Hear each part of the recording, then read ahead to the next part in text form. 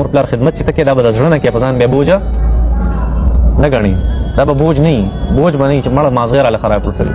خبره نه کوي سړي دا څه کوي یو حقیقت حال دی مور به بیمار شي پلار به بیمار شي پروت وي اب د بچی د خدمت محتاجي بچي به له غټ شوی ټیم به وسر نه اب نه شي راتله ولا خاله اجراشي بس دا به دغه خبره کوي ته دوی ولې نه خوري ته دوی ولې نه خوري بیزتی رټل تیزی خبره دا به وته کوي الان هغه په دغه وخت کې دی بیزته تداغي ضرورت نه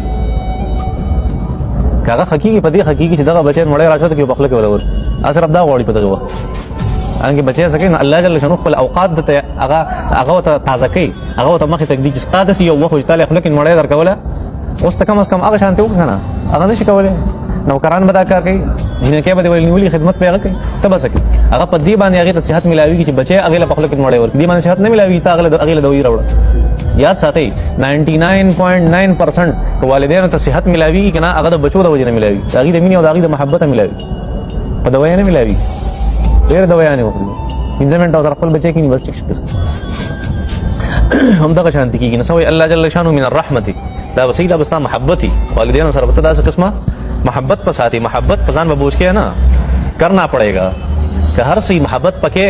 محبت یو غیر اختیاری چیز دی خدلته دسی انداز کې ذکر کړي کستا خوخي کنه دی خوخه پزور به محبت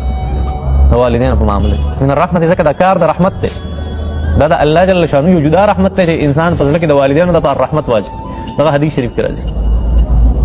الراحمون يرحمهم الرحمن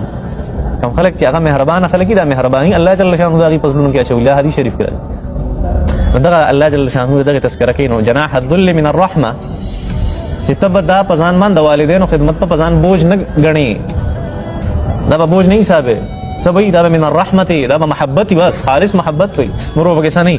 وقل رب ارحمهما كما ربياني صغيرا جواز دا سينا دا غي په جون بداغي خیال ساتي کله چې غي وفات شي بیا ته دعا کوي دعا دې کوي چې رب ارحمهما كما ربياني صغيرا خدای چې څنګه وړو کې مودي زما تربيت کړو زیرا غټ کړو ما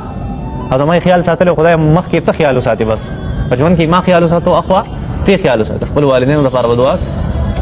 نو وقل لا سوى ربي اذا زما رب ارحمهما په دوړو باندې رحم وکي کمال څنګه ربياني جديد دوړو زما تربيت کړو صغیرن په وړوکوالي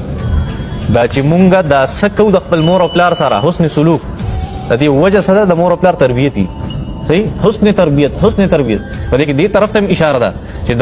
د ولدیت چې اصل مقصد ده بس د ولدیت د پلار کېدو د مور کېدو چې اصل مقصد ده د الله جل شانه په کتاب کې هغه دار چې مور او پلار به د بچي تربيت کوي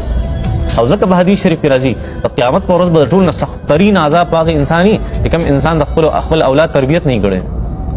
د خپل اولاد یې نه کړي ما سره ټیم نشته زما نوکری ده زما کاروبار ده زما